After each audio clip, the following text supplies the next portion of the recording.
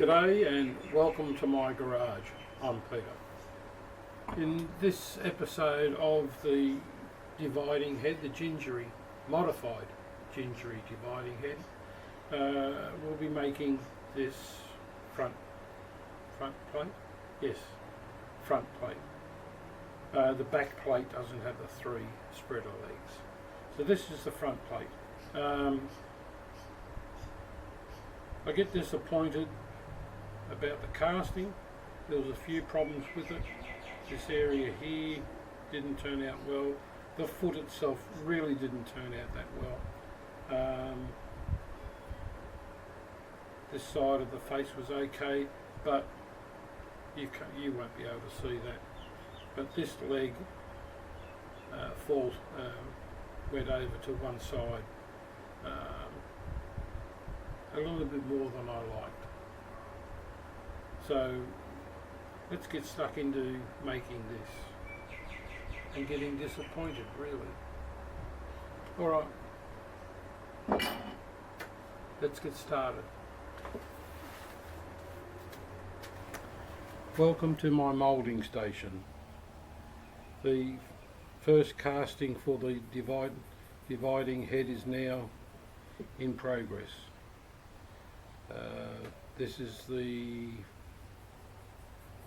back plate, front plate, can't remember. I'll have to look that up.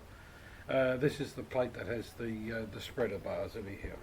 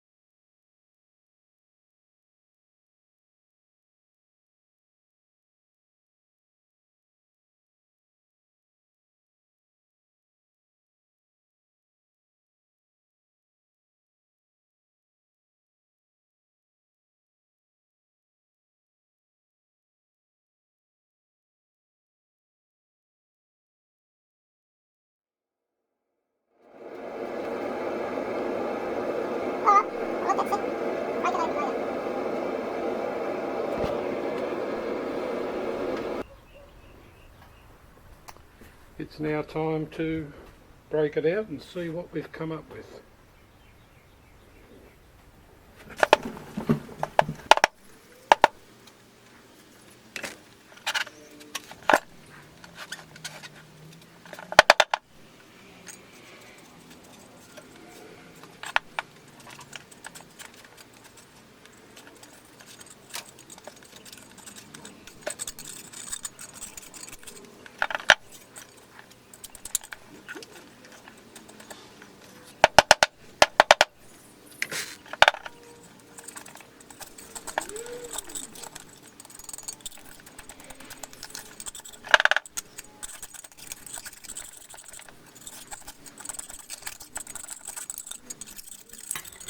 Well, the spreaders and the plate on this side came out nice. The two separate feet I had here, I ended up cutting the sand away and making it one piece. I know I will have a bit of problem around the hub, but that can be cleaned up, I would say. The mould started to fall away.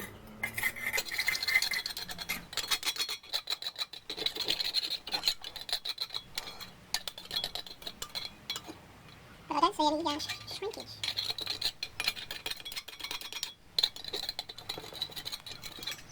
I've got no shrinkage underneath. And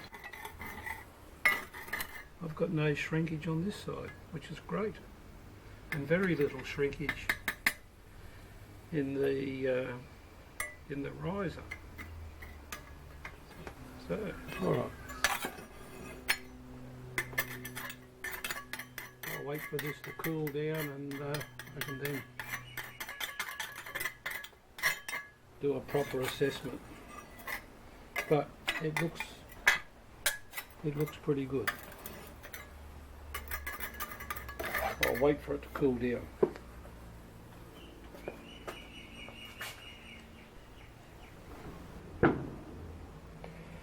And there we have the result of that casting. Oh, it's a little bit dodgy. I suppose it really should be done again, but I'm never keen to do a casting a second time round. So let's talk about it. Or let me talk about it. Okay, this surface came out pretty good.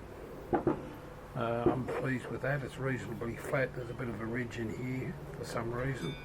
I think that's where I smoothed it out after a bit of damage. A little bit missing on the corner there and there. Excuse me. I'm probably going to be taking off 5 or 6 mil of this anyhow, but I don't know until I start putting things inside, like the cram wheel and the pinion and the spindle brake and stuff like that. So not worried about those. They're only standoffs anyhow once they're drilled and screwed with another plate. They'll be all right. But there was a couple of issues. If I was going to do this again, I would make 2 of these plates. These standoffs, the spreaders. This one shifted and moved over this way a bit. That one shifted and moved over that way a bit. Again, not a problem for this because the wheel, the worm wheel, where is it? Just let me get it out. The worm wheel will sit about there, and so I've got clearance, and the worm will be about there, so they won't be a problem. No, they won't be a problem. So, like I said, if I was to do this from scratch again, I'd make 2 of these plates, and then fix these, glue these to the plate to keep them nice and square. The other problem I had was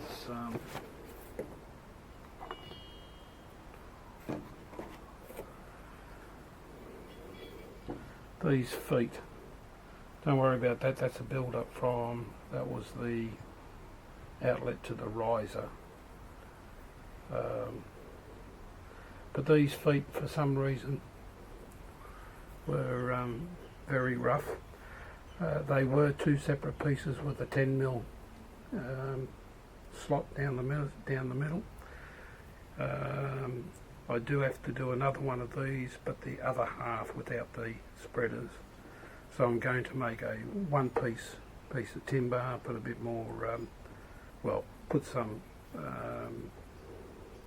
angle on it, casting relief, which I didn't do, I forgot to do on these, but I'm going to make it out of one piece, not two pieces. This ended up being a disaster. And again, because of the way, because I didn't have any taper on there, it pulled a fair bit of sand out of the mould. But that's okay, that can be machined. Similar problem around here. The mould collapsed. The face itself is pretty good. This will clean up because it's wherever the mould is missing gets filled in with aluminium, so I just need to machine it out, and I can do that on the lathe. That will be done on the milling machine. I don't know if that's recoverable. I hope it is. One of the first things I'll be doing is machining this off and then cleaning this up to see if I can recover this. If I can, then I'll keep the whole thing.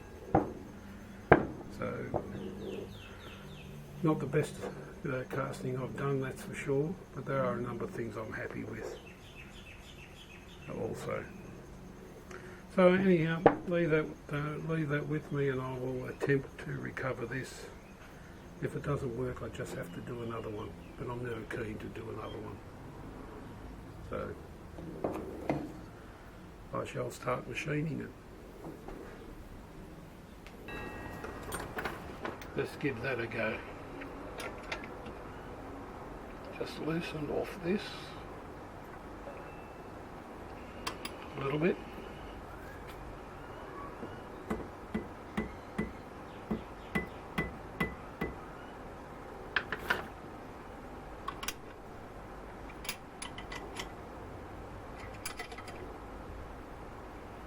Got a feeling that didn't move that much. Alright, let me play with this. I'm still after that baseline.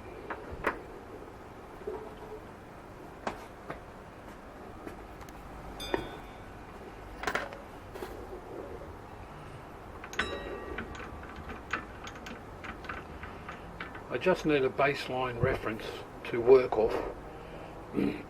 Admittedly, this is all very rough down here, but I can see some clear spots that are off the pattern. So I'll just take a depth gauge reading to those and adjust accordingly. What have I got? 1.7. I've brought it within 1 thou of a rough casting, so to me that's spot on.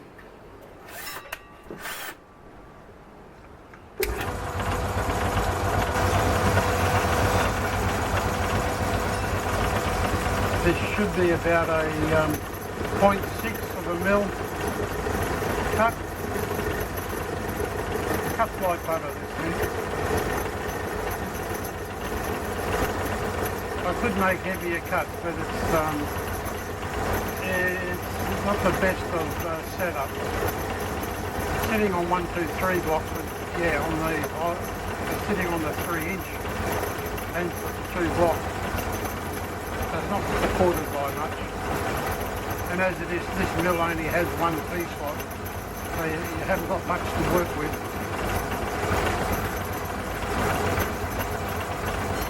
But it handles the aluminium without a problem. It handles steel also, like my shade window just fell down.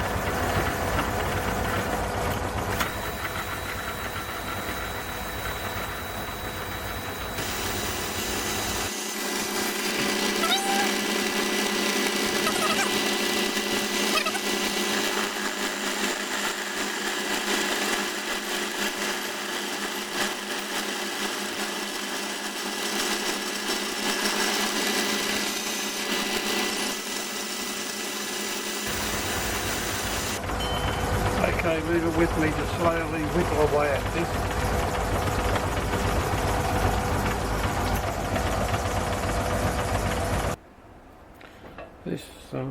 This should be the last cut to level the bottom out.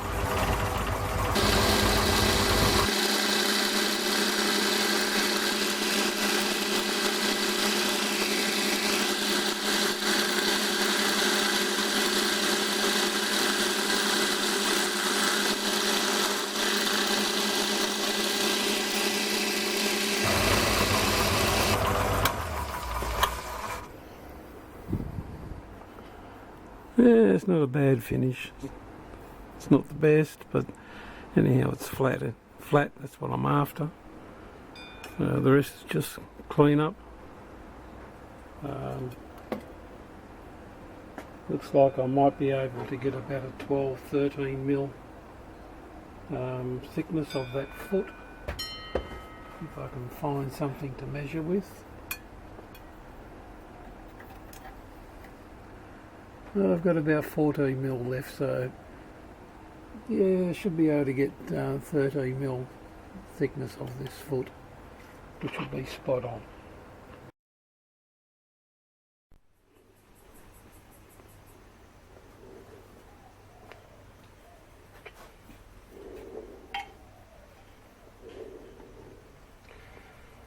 Well,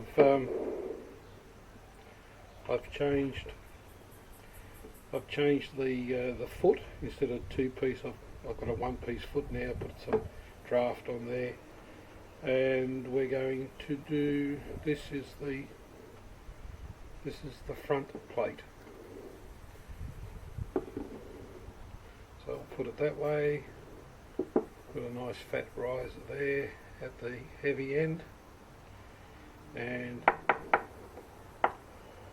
we'll put this there.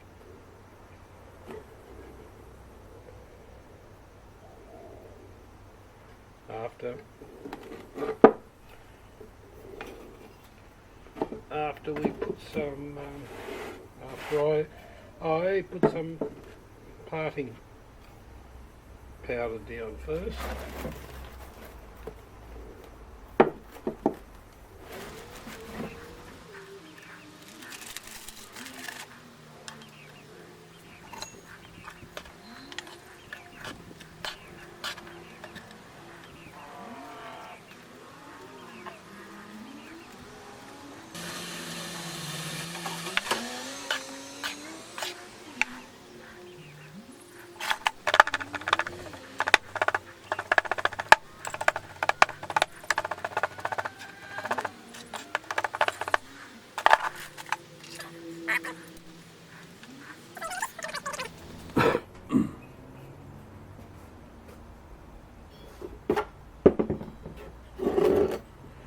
Here we have the second frame.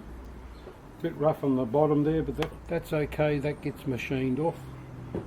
The flashing was a little bit excessive, but again, that gets cleaned off fairly easily. I still got to take the sprue on the risers off.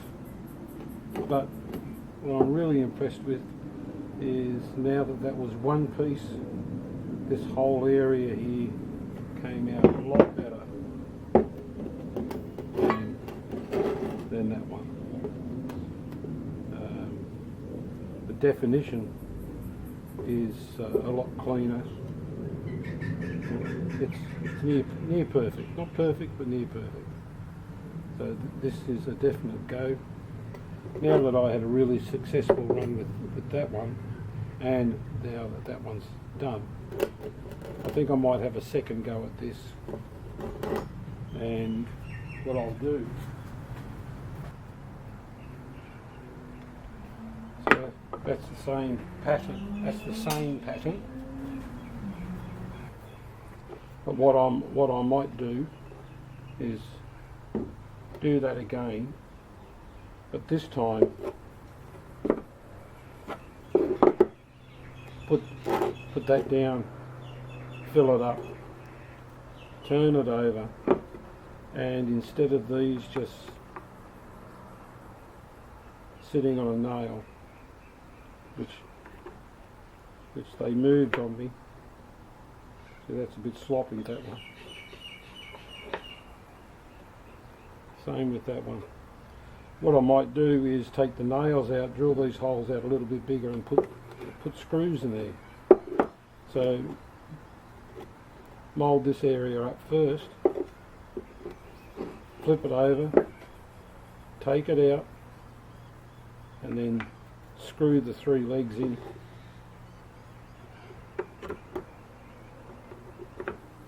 Put it back. I don't need the hub or the leg.